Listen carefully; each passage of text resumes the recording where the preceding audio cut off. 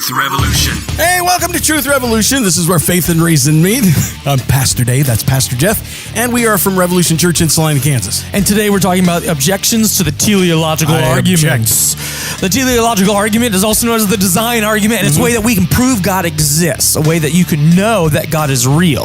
And so we're going to actually look at an atheist's objections to this. He says, hey, you can't know God is real. Well, because he thinks there is no God. Right. And so he says you can't know God is real, and the design argument is a poor argument, and he's going to tell us why. We're going to examine his critique of the design argument, but first we have to actually ask, what is the design argument? How do we prove there is God? Right, so he's actually saying, since you're going to argue the argument, I'm going to argue against the argument, so therefore completing the circle of the argument. That's right, but we're going to argue against his argument against the argument. All right, what is the teleological argument? Number one says this. All designs imply a designer. Number two, remember that. All designs imply designer. Right. Okay, number two. Right, number two is there is great design in the universe. That's right. Okay, there's great design in the universe. Number three. Therefore, there must be a great designer of the universe. All right, this is a logical argument. Right, this is deductive argument. We're going 1, 2, 3. Because of one, and because of two, therefore three. Right. All right, if orange and blue are great colors, They are. and the Broncos use orange and blue, therefore the Broncos have great colors. Yes. Okay, if 1 and 2 are true, then number 3 must be true. So if number one, orange and blue are good colors, number two, the Broncos wear orange and blue, therefore number three, they're a great team. No, That's totally logical. that is not logical. All right, the argument is neither valid nor sound. All right, valid. It's a very valid argument, I'll No, tell you. valid means that it makes sense. It flows 1, 2, Makes sense 3. to me. All right, like valid means it flows from 1 to 2 to 3. Right, like it works. Sound means all the lines are true. Right. So, like an example of an argument that would be valid but not sound would be Broncos play with fairy dust. Okay. All teams that play with fairy dust are good at soccer. Therefore, the Broncos are good at soccer.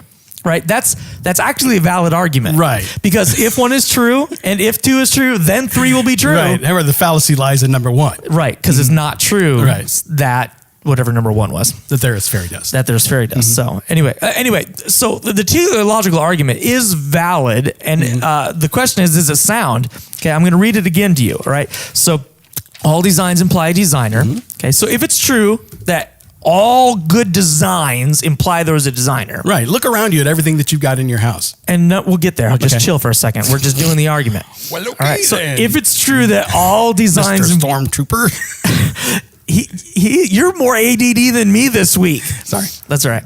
If it's true that all good designs imply designer, and then number 2, there's great design in the universe. So, and if it's true that there's great design in the universe, then number 3, there must be a great designer of the universe. Right.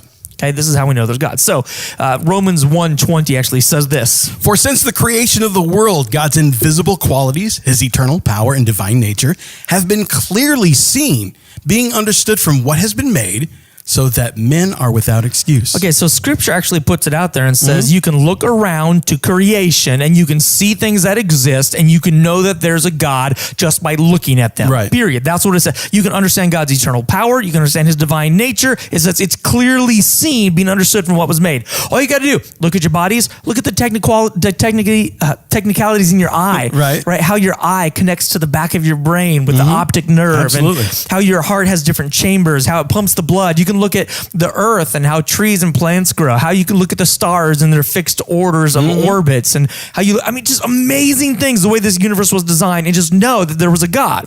Most people do this intuitively, right? They walk out into a beautiful forest or a waterfall and they go, this was not an accident. Right. Right? Like we feel this was not an accident. But let's examine the logic behind it. Right? Number 1 says, All designs imply a designer. okay, is that true? Whenever you see good design, was there a good designer? Now, to have good design, theologians and philosophers point out you have to have 2 things. Right. Specificity and complexity. Yes. All right, so complexity is more than basic structure in its design. It's something that's complex. Right. Well, I mean, you can have complexity without specificity. Yeah. Like I could take your big bag of marbles over there and just scatter them on the floor. That's really complex. Yeah, it would form a very complex pattern. Snowflakes have very complex patterns. Yeah, absolutely. There's all sorts of things that are complex. You could take the alphabet in 300 blank pages and just smack letters all over those 300 pages, and you have a very complicated book. Yeah. But not only does something have to be complicated to be designed, it has to be specific, right? Not only do you have to have all these letters, you have to have them in the right order. Right. It has to make sense. It has to make sense. Right. So something has to be complex and it has to be specific. And if it has those two things, then you know that it was designed. Right. Now, not everything that was designed is complex and specific. An ashtray is neither complex or very specific. Right. Right. It could just be just a hunk of clay with a hole in it. But that's okay. We're saying when you find something that is complex and it's very specific, right, then you know it was designed. For instance, we have soundboards around at the church. Right. You open that soundboard up and you see wires and connections and solder points. And all happened by accident, right? Right. It's very complex, but it's also very specific. Like you can't just take one little wire off and expect it to work, right? It's going to malfunction. Absolutely. Because it's so specific. Everything has to be in its perfect place. So that's true. Now let's examine line number 2. There's great design in the universe. Right. Dang. Okay, we have the guys from Reasons to Believe on here, these scientists, astronomers, microbiologists, all the time. We talk about how complex and how specific the universe is. In fact, they have like a list of, 400 things? Yeah, it's over 400 things. And that's just for life on Earth. Yes, that 400 things that are needed for life to exist on our planet. These things are complicated, but they're very specific, like the mass or the power of gravity, the force of comet infall ratio. All sorts of crazy stuff. Plate tectonics is another good example, right? Size of the moon with low mass relative to the size of the planet. You have to have a large moon with relatively low density compared to the planet itself. And where we're even at in our solar system, the habitable zone. We're in the habitable zone of the solar system, and our solar system is in the galactic habitable zone in our galaxy, between the Perseus and Sagittarius, I think, arms of the galaxy. Like we're in the perfect spot in the galaxy, perfect spot in our solar system. The Earth has the right plate tectonics. Right. We have the right amount of oxygen and nitrogen in the atmosphere. Almost like it was designed that way. Right. Very complex, but very specific. You change any of these things, even a little bit, you just shift the, amount of force, like the weak nuclear force, just a little bit.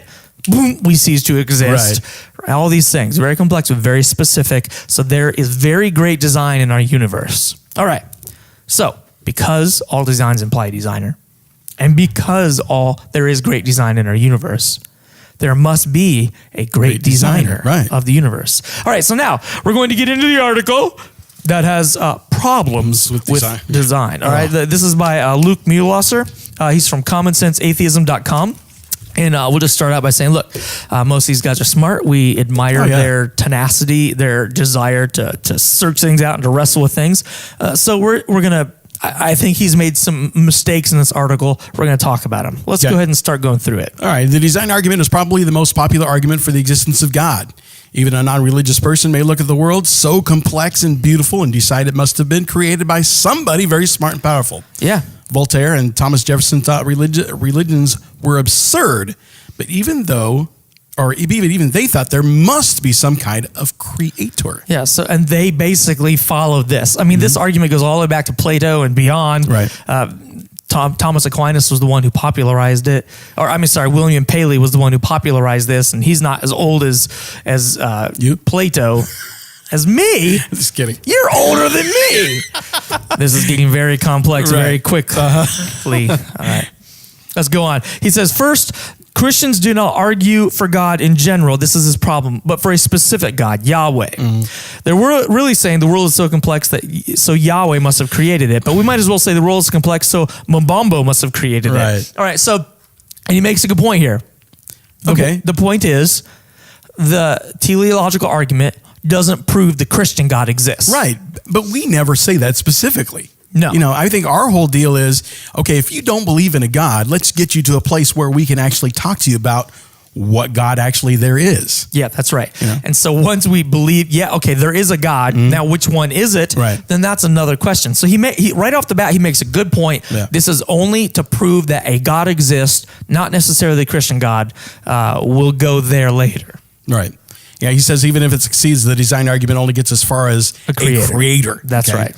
Design of the world says nothing about Yahweh, revelation, miracles, prayer, virgin birth, sin, redemption, or Jesus. No, but we have a bunch of other arguments for that as well. That's right. So we're going there. All right. Now, he goes on and he says there's another more basic way in which the design argument suffers from special thinking. There are many complex things that are not designed. Why infer design from the complex universe when we cannot infer it from other complex things? Complex things that were not designed are called emergent systems because their complexity emerges. Okay, so he's actually saying, hey guys, I recognize that your design argument, you talk about things that are complex, and that's great that you move from complexity to someone must have designed it, right. But there's lots of things that are complex that weren't designed. And he goes on and he says, biological evolution is one such emergent system, but he knows we're probably going to have a problem with that. So right. He goes on, he says, let me give some other examples. And then he says, the simple physics rules grow crystals and snowflakes into extremely complex and organized forms. Yeah, he's got a point there. Often perfect geometric shapes. Yeah. Repeated flowing and thawing of groundwater can cause patterned ground, organized circles, polygons, steps, and stripes. And so he points out that just random happenchance can make very complex patterns. Right, absolutely. And I don't think we would disagree with that. We don't. This is what he misses about the teleological argument. To claim it has to be designed, it not only has to be complex, it also has to be specific. Thank you, Dave. You're welcome. It has to be specific, right? Just because you see a snowflake, you can't go, wow, there must be a God. Just because Right. that thing was really complex, there has to be some reason to its complexity. Well, it cooled my skin when I was hot. Okay. If you were sitting in a desert and it was hot out and you said, man, it is hot. I wish it would get colder. And then all of a sudden it started snowing on you. That would be awesome. That you would have sufficient evidence to say, perhaps some intelligence heard me say that. Okay, he's Right. chiding me. Well, I'm pointing out the difference between random happenstance Absolutely. and going, wow, that was complex, but also very specific, right? Just because it snows doesn't mean that there's a God. But if it were to snow on you when you were in the desert and you were burning hot and you really desperately needed something to cool you down, That might say a different story. that might be a different story. Yeah. Just like the Israelites crossed the Red Sea when they needed to. It's if the Red Sea just were to like part and there would be some dry ground on it temporarily and then come back together, okay, that'd be weird. Right. But the fact that it happened right when Moses made it happen, right when they needed to cross, and then it crashed back down on the Egyptian army, that's different. That's a lot of moving parts right there. That's specific, but also very complex. Okay, so he's saying, well, there's lots of things that are complex, and that's great, but it's not only the complexity of the universe, it's also the specificity. The fact that gravity, the weak nuclear force, the strong nuclear force, the plate tectonics, the size and density of the moon, our location in the solar system, our location in the galaxy, all work together, very complex, but very specific to produce life. Same thing with your body. Right, your cells. You look inside. Everyone always complains about, oh yeah, I didn't learn how to balance my checkbook in school, but I learned what the powerhouse of the cell was. Right. So you look inside your cells. You learn this in 8th grade, right? You understand that there's a world of craziness going on inside of your body. Little engines, little motors that are running things, and if those things don't do their jobs, you're dead. Right. But every single one of these little, very complex things have a very specific role, and it all works. So, all right, let's keep moving here. All right. Let's go down to an argument from ignorance. Oh man, we're already done with the first half. Okay, we're gonna come back, and in the second half, we're gonna continue. We're gonna finish this article today. Okay. And then I'll we're gonna try and keep us on track. Sorry. keep me on track. We're gonna do a Bible contradiction as well. Come on out to Revolution Church. If you haven't come out to Revolution Church, You're missing out. you are so missing out. There's no reason for you not to come out. So what? You don't like crowds? Come to our 8:30 a.m. service. Right. Way less crowded. You don't like music? Plug your ears. Right. Right? You don't want to know the truth? Then don't come. Fine. But if you're interested in learning about God and what He matters for your life, then come out. Like this last Sunday, we talked about why God allows pain in your life. The Sunday before that, we talked about how God wants to bless you with more money. Amen. How He'll do that. Right. The Sunday before that, I mean, it's just like every week we're talking about something that actually matters for real life. Absolutely. And you matter to God. Why don't you just come out? You have nothing to lose but eternal life to gain. Amen. All right, Revolution Church. You can find us online at revo.church. Truth Revolution. And we're back talking about the teleological argument and the argument against the teleological argument. And we're going to argue against the argument against the teleological Right, argument. there we go. So let's do the argument from ignorance. All right, so this is another problem he has with our argument for design, which, just to remind you, we say all designs imply designer. Right. There's great design in the universe. Therefore, there's a great designer of the universe. Right. Okay. Okay, he says the argument from ignorance. Weather offers more examples of emergent systems. A tornado may look like the finger of God, but it's just a particular collision of warm and cool air. Lightning looks like God's amazing laser show, but it emerges from simple electrical charges. Okay, can we pause there for a minute? We can. I mean, he's making the point that a tornado may look like the finger of God, but it's just a collision of warm and cool air. Now, that's true. But what he's not arguing against, which Christians, at least we would maintain, is that though it is a collision of warm and cool air, this does not discount the possibility of a creator being involved in this. Right, absolutely. All right, just because we can study something and learn some causation doesn't mean we don't know primary causation. Right. And not only that, but we're talking about like the transfer of warm and cool air, like hurricanes. You know, we have big hurricanes, but that does a lot to transfer heat from the ocean, right? So that the oceans don't get overbearingly hot. You know, so there is. Oh, you're saying this is part of the design process? Yes, there is specificity there. Okay, yeah. So that's all I'm saying. Right. I mean, my point is that he's saying just because we can study something means that you can take God out of the equation. Right. And I don't think that's a fair I agree. analysis. Okay. All right. He says ancient people probably saw tornadoes and lightning as proofs of God because they did not understand air pressure and electricity. Should we accept other complex things as proof of God just because there are many things that we don't yet understand? Okay. This is an interesting question.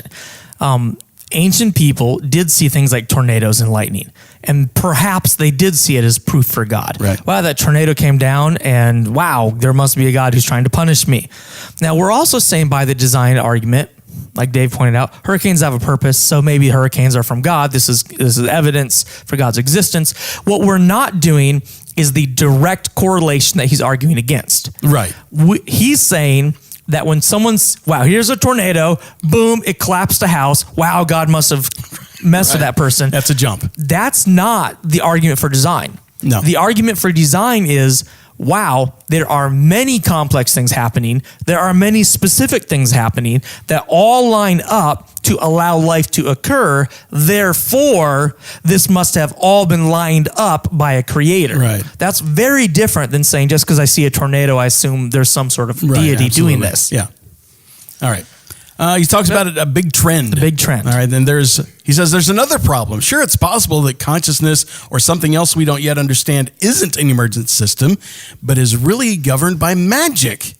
Possible, but very unlikely. Here's why. He says history has been one long story of us replacing supernatural explanations with natural ones. It has happened tens of thousands of times. Why crops grow, why the sun rises and sets, why floods happen, why eclipses happen, why disease spreads, why kids look to their parents, or kids look like their parents, why seizures happen. All of these and more were once explained by gods or spirits. Today, we know their natural causes. And he goes on, he says, how many times has a natural explanation been replaced by a supernatural one? 0. Okay, well, let's work through this backwards. Okay. Here's a time that a supernatural explanation replaced a natural one. Jesus' resurrection from the dead. Right. So what is the natural explanation for that? People have given natural explanations. His body was stolen. Right. That's why his body wasn't there. Perhaps he just didn't die. Maybe he didn't die. Okay. Well, there is a supernatural explanation that has replaced the natural explanation, and that is he was raised from the dead by the hand of God. Here's another example where by the way, we're kind of working backwards here because what happens is God does something supernaturally, and so we have a supernatural explanation. And then people try to make naturalistic explanations of it. Or something happens and we don't understand it, so we make a God of the gap saying, well, God must have done this, and then we study it and understand it better. Absolutely. And so it's very hard to come up with something that we started with a naturalistic explanation and then ended up with a supernatural one, because supernatural intervening is miraculous, very rare. There's really only 4 times in history when miracles happened, even from a Christian perspective, like big mass miracles. And that would be the life of Moses, the life of the prophets Elijah and Elisha, the life of Jesus, and his apostles. That's it. Right. Even in the entire Bible, all of human history, 150,000 years, we have 4 periods where major miracles happen. The rest of this time, even in biblical writing, it's not talking about miracles. Right. Explaining things via supernatural is kind of weird because it's like, well, there's really only 4 times that this happened. But nevertheless, let's go backwards. He says, okay, why do crops grow? When the sun, why does the sun rise and sunset? And he says, we used to think that a God just did this, right. but we figured it out. And so therefore there wasn't a God involved. That's a big leap because the argument for design isn't saying, hey, God just like flicked the sun up today and he patted the sun down right. tonight. It's saying that there was a cause that set all this into motion. He's actually not arguing against the teleological argument at this point, because the argument is just saying that there's really great design. Mm-hmm. He's not arguing against the fact that there's great design. He's arguing against who started it. Right. And you brought up a great point a few minutes ago about when sometimes people use a God of the gaps idea, but we must be really, really careful that we don't want to use the God of the gaps idea in anything that we do. But we also need to be really careful that we don't use a naturalism of the gaps, or that just naturally happened that way, because then you're cutting yourself off from all explanations or possible explanations. Would you say? Yeah, well, definitely. You can't just have. Tell me more. How you get that from this? What do you mean? Well, he's talking about how why crops happen and stuff like that, because why floods happen, why eclipses happen, and we used to think back in ancient times that God caused the eclipse, or God causes this and that, and today we know, well, we can explain things naturally, okay, but we don't want. He's talking about how we inferred that God did that, so, but he's taking it the other direction. Now we know that. We have all these natural things, this natural processes that happen, but, he takes it one step further. And I think that he's saying we can explain everything naturally, but I don't want to go there. Okay. Yeah. We don't want to just take God out of the equation and say he's not a possible answer for this, because then you have naturalism of the gaps. Yeah, sure. The point I was trying to make here was that he's not even arguing against the teleological argument with this paragraph. He's arguing against what's known as the Kalam cosmological argument, which says that something has to have a beginning. And he's arguing that just because we can figure these things out, you can discount God's existence. Right. But no, we also have an argument that shows someone has to begin this process. Let's go ahead and answer Bible contradiction before we run out of time. Right. Bible contradiction. All right, today's Bible contradiction brought to you by 1001BibleContradictions.com. Bear one another's or your own burdens. Which one is it? So Galatians 6:2 says, bear ye one another's burdens and so fulfill the law of Christ. Galatians 6:5, just 3 verses later, says, for every man shall bear his own burden. This is really easy. Our cracked acronym has the letter E in it for early meaning. Early meaning. The early meaning of these words, all right, this was written in Greek. And when in Galatians, it says, bear another's burdens, the word for burdens there means heavy load that you cannot carry on your own. Right. So when Dave has a problem that he's unable to lift on his own, 9 times out of 10.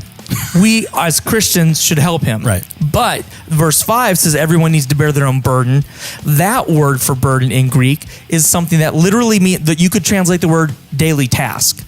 So Dave has daily tasks, and it's not my job to go take those away from him. It's Dave's job to do those. Absolutely. And if I'm going in and going, you know what, dude, you gotta pay a light bill, and you spent all your money at McDonald's. Well, I'll fix that for you. I've been looking at my checkbook again. Right? But if Dave, if he gets cancer and he's sick, and then they're gonna shut his lights off because he couldn't go to work, at that point, we got to step in and do. Amen. Man, this was a burden he can't handle by himself. Well That's the said. answer for a contradiction today. Bible contradiction. That was very well said. Thanks. All right, we're going to figure this out here, just getting towards the end of his article. He says, isn't God complex? Right. There's yet another kind of special thinking in the design argument. Christians argue that complexity implies design. So the complexity of the world implies a designer. But wait a minute. If a designer was smart enough to design the universe, wouldn't the designer have to be extremely complex too? By the Christian's own logic, then, the designer must have had a designer. This was really good. Right. I had to stop for a minute and go, I see okay, what he did there. all right, hold up, that makes sense. Mm-hmm. And I had to think about it for a minute. If God is complex, and by the way, he is specific. Right. And so because he's complex and specific, doesn't that imply that he has a designer? Well, here's the other thing. In our argument for design, we don't list everything that something designed has to have. Right. One of the other things that if something is designed, it also has to have a beginning. Right. Everything that's been designed has a beginning.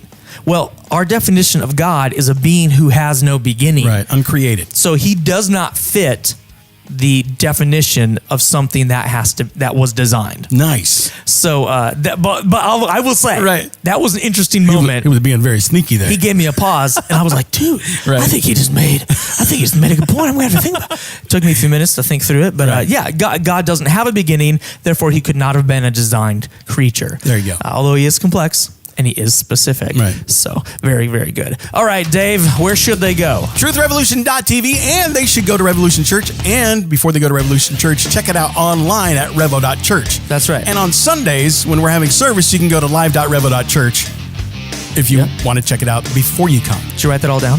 If you're listening to the show on the radio right now, it's live.revo.church. Right. And we will link to all of that on the podcast. Okay. TruthRevolution.tv, TruthRevolution.tv. Our website at Revolution Church is revo.church. There you go. I like how it's .church now, not .net, anything like Right. that. Yeah, because it means something. Pretty soon we'll get him to have .revolution church. Yes. I think that's going to happen. Hey, what's your guys' website? Revolution at revolution.church or revolution. Revolution.church. Revolution. Whatever. No.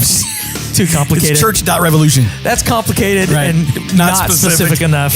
It's just Well said. It's just complicated. All right, thanks for listening to the Truth Revolution. Hope you have a great day. Remember, if it's complex and specific, it's probably designed.